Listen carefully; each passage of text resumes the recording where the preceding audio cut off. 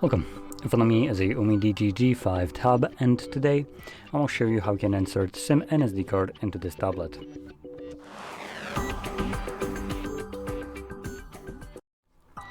Now for me, the model I have does support both SIM and SD card, but I don't know if there are other versions of this that might not. So anyway, to get started, you'll want to grab your SIM eject tool, which should come provided with a device in the box, but if you can't find it, you could use a paper clip and just try it out on one of the ends. And once you have either one of those, you can then pop out the tray, which is located at the bottom of the device, same place where you have your charging port.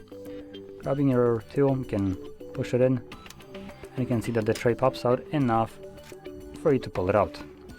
Now, if on the tray you don't have either your SIM or it's like filled in or the SD card, then that means that it just won't support. But for me, I have access to both, so I will be placing my card here and here like so, each spot being dedicated.